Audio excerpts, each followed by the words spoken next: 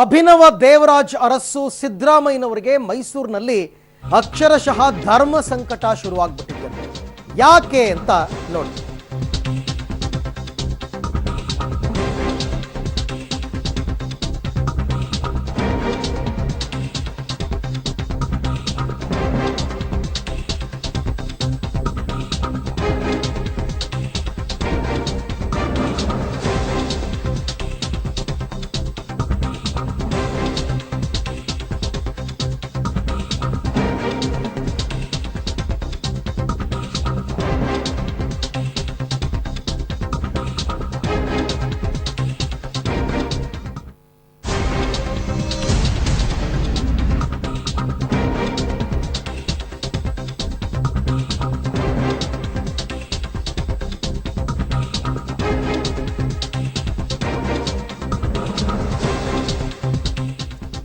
ಅಭಿನಯ ದೇವರಾಜ ಅರಸು ಸಿದ್ದರಾಮಯ್ಯನವರಿಗೆ ಧರ್ಮ ಸಂಕಟ ಶುರುವಾಗಿದೆ.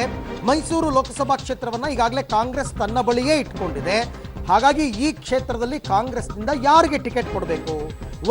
ಎರಡು ಹೆಸರುಗಳು ಕೇಳಿ ಬರ್ತಾ ಇದೆ. ಒಂದು CH ವಿಜಯಶಂಕರ್, ಮತ್ತೊಂದು ಸೂರಜ್ ಹೆಗಡೆ. ತಮ್ಮದೇ ಸಮುದಾಯದ ಪರಮಾಪ್ತ ಸಿದ್ದರಾಮಯ್ಯನವರ ಪರಮಾಪ್ತ ವಿಜಯಶಂಕರ್ ಅವರನ್ನು ನಿಲ್ಲಿಸುವಂತಹ ಯತ್ನಗಳು ಕೂಡ ತೆರೆಮರೆಯಲ್ಲಿ ನಡೀತಾ ಇದೆ.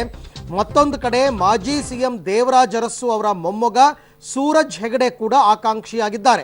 ದೇವರಾಜ ಅರಸು ಅವರೇ ನನ್ನ ಮಾದರಿ ಅಂತ ಪ್ರತಿ ಭಾಷಣದಲ್ಲೂ ಹೇಳ್ಕೊಳ್ತಕ್ಕಂಥ ಸಿದ್ದರಾಮಯ್ಯ ದೇವರಾಜ ಅರಸು ಅವರ ಮೊಮ್ಮಗನಿಗೆ ಟಿಕೆಟ್ ಕೊಡಿಸ್ತಾರಾ ಅಥವಾ ವಿಜಯಶಂಕರ್ಗೆ ಕೊಡಿಸ್ತಾರಾ? ಒಂದು ವೇಳೆ ವಿಜಯಶಂಕರ್ಗೆ ಟಿಕೆಟ್ ಕೊಡಿಸ್ಬಿಟ್ರೆ ಅದು ಸ್ವಜಾತಿ ಪ್ರೇಮವನ್ನು ಮೆರೆದು ಅರಸು ಕುಟುಂಬದ ಕುಡಿಗೆ ಟಿಕೆಟ್ ತಪ್ಪಿಸಿದ್ರು ಅಂತಕ್ಕಂಥ ಒಂದು ತಪ್ಪು ಕಲ್ಪನೆ ಕೂಡ ಜನರಲ್ಲಿ ಓಡಾಡುತ್ತೆ.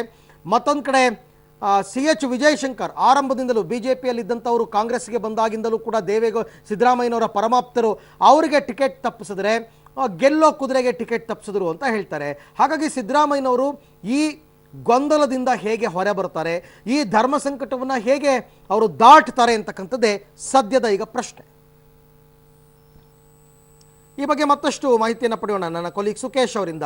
ಸುಕೇಶ್, ನಿಜಕ್ಕೂ ಕೂಡ ಈಗ ಸಿದ್ದರಾಮಯ್ಯನವರಿಗೆ ಧರ್ಮ ಸಂಕಟ ಹೆಂಗೆ ಇದರಿಂದ ಪಾರಾಗ್ತಕ್ಕಂಥ ಆಲೋಚನೆ ಅವರದ್ದು ಅಂತ? ಖಂಡಿತ ಇದೆ. ಈಗ ಸಾಕಷ್ಟು ಕುತೂಹಲ ಮೂಡಿಸಿರುವಂತದ್ದು. ಮೊದಲನೇದಾಗಿ ಮೈತ್ರಿ ಸ್ಥಾನ ಹಂಚಿಕೆ ಸಂದರ್ಭದಲ್ಲಿ ಮೈಸೂರನ್ನ ಬಿಟ್ಟುಕೊಡ್ಲಿಕ್ಕೆ ಸಾಧ್ಯವೇ ಇಲ್ಲ ಅಂತ 2 ದಿನಗಳ ಕಾಲ ಸತತವಾಗಿ ಪಟ್ಟಿಡಿದು ಮೈಸೂರು ಕ್ಷೇತ್ರವನ್ನು ಉಳಿಸಿಕೊಳ್ಳಲು ಸಿದ್ದರಾಮಯ್ಯ ಯಶಸ್ವಿಯಾಗಿದ್ದಾರೆ.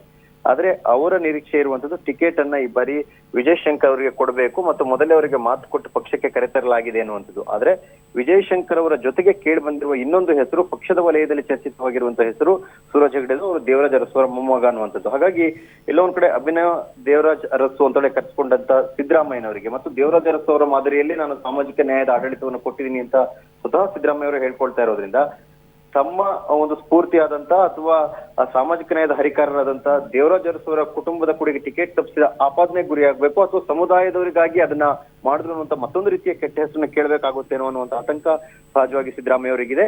ಇದೇ ಸಂದರ್ಭದಲ್ಲಿ ಅಸ್ತ್ರವನ್ನು ಬಳಸ್ತಾ ಇರುವಂತ ಪಕ್ಷದ ಒಳಗಿನ ಸಿದ್ದರಾಮಯ್ಯ ವಿರೋಧಿ ಬಣ ಯಾವ ಕಾರಣಕ್ಕೂ ಕೂಡ ವಿಜಯಶಂಕರ್ಗೆ ಟಿಕೆಟ್ ಸಿಗದ ರೀತಿಯಲ್ಲಿ ಮತ್ತು ದೇವರಾಜ್ ಅವರ ಹೆಸರನ್ನ ಹೇಳ್ಕೊಂಡೆ ಅವ್ರ ಮೂಲಕ ಅವ್ರ ಮೊಮ್ಮಗನಿಗೆ ಟಿಕೆಟ್ ಕೊಡಿಸುವಂತ ಪ್ರಯತ್ನವನ್ನ ಮಾಡ್ತಾ ಇದ್ದಾರೆ ಅರವಿಂದ್. ಓಕೆ, ಹಾಗಾದ್ರೆ ಅಂತಿಮವಾಗಿ ಇವಾಗ ಇಬ್ರು ಬಿಟ್ಟು ಮೂರನೇವ್ರು ಕೊಟ್ಬಿಡೋಣ, ಈ ಧರ್ಮ ಸಂಕಟದಲ್ಲಿ ಇಬ್ರು ಬೇಡ ಅಂತಕ್ಕಂಥ ಆಲೋಚನೆಗಳಿದ್ರೆ ಆ ಮೂರನೇ ಹೆಸರು ಯಾವುದು ಅಂತ ಏನಾದ್ರು ಆಗಿರಬಹುದಾ?